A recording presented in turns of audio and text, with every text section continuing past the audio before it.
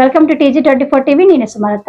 మహాత్మా జ్యోతిరావు పులే 199వ జయంతి సందర్భంగా సైనిక్ పురిలో తిరుపతయ్య సేవ ఆర్గనైజేషన్, మహాత్మా జ్యోతిరావు పులే న్యాయ సేవా సంస్థ ఆధ్వర్యంలో ఘనంగా వేడుకలు నిర్వహించారు. ఈ కార్యక్రమానికి ముఖ్య అతిథిగా పార్లమెంటు సభ్యుడు ఈటెల రాజేందర్, మాజీ ఎమ్మెల్యే మైనంపల్లి హనుమంతరావు హాజరై మహాత్మా జ్యోతిరావు పులే విగ్రహానికి పూలమాల వేసి ఘనంగా నివాళులర్పించారు. ఈ సందర్భంగా ఈటెల రాజేందర్ మాట్లాడుతూ సమాజంలో సమానత్వం, విద్యా ప్రాధాన్యత మరియు సామాజిక న్యాయం కోసం జీవితాంతం పోరాడిన మహాత్మా జ్యోతిరావు పులే గారి సేవలను కొనియాడారు. ఆయన ఆలోచనలు నేటి తరానికి మార్గదర్శకమని పేర్కొన్నారు. ఈ కార్యక్రమంలో వివిధ రాజకీయ పార్టీ నాయకులు, కార్యకర్తలు, మాజీ కార్పొరేటర్లు మరియు CPM పార్టీ కార్యకర్తలు పాల్గొన్నారు.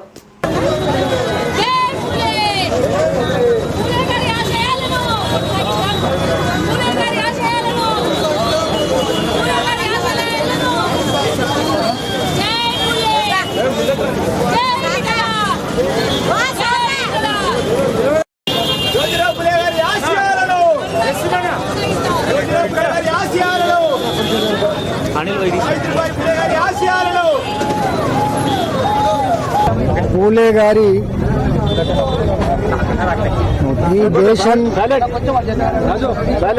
ఈ దేశం గర్వించే ముద్దుబిడ్డ అంబేద్కర్కే, భారత రాజ్యాంగాన్ని అందించిన అంబేద్కర్కే గురువులాగా, మార్గదర్శనంలాగా చేసినటువంటి మహనీయుడు పూలే గారు.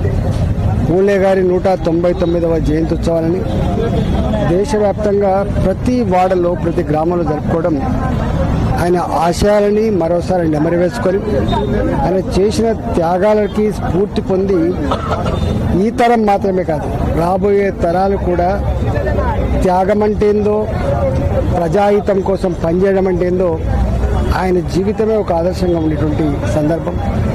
వారి సతీమణి సావిత్రిబా పూలే, ఆయన అడుగుజాడలు నడిచినటువంటి వారి సతీమణి మొట్టమొదటిసారిగా ఈ దేశంలో మహిళలకు ఎవరైతే ఎడ్యుకేషన్ నిషేధించబడ్డదో, ఆడపిల్లలకు చదువు నేర్పడం ద్వారా మాత్రమే సమాజం బాగుపడదని చెప్పి నమ్మి ఆనాటి ఉన్మాదానికి వ్యతిరేకంగా, ఆనాటి సనాతన పద్ధతులకు వ్యతిరేకంగా పోరాటం చేసి ఆడపిల్లలకి చదువు చెప్పినటువంటి మొట్టమొదటి గురువు ఈ వారి సతీమణి సావిత్రిబాయి పూలే.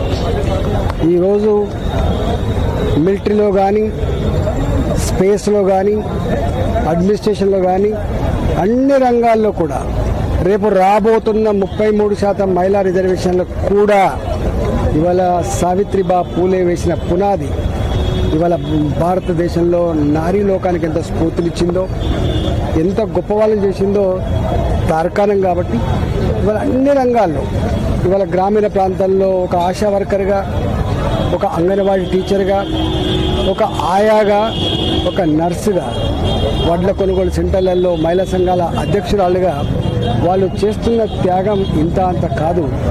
ఇవాళ చట్టసభలలో కూడా, రేపు అసెంబ్లీలలో, పార్లమెంట్లలో ఈ దేశ హితం కోసం జరిగేటువంటి చట్ట నిర్మాణంలో కూడా ఇవాళ మహిళలకు 33% నరేంద్ర మోడీ గారు చేయాలనే సంకల్పం ఏదైతే ఉందో దానికి పునాది వేసిన మహానాయకురాలు, త్యాగమూర్తి సావిత్రిబా పూలే.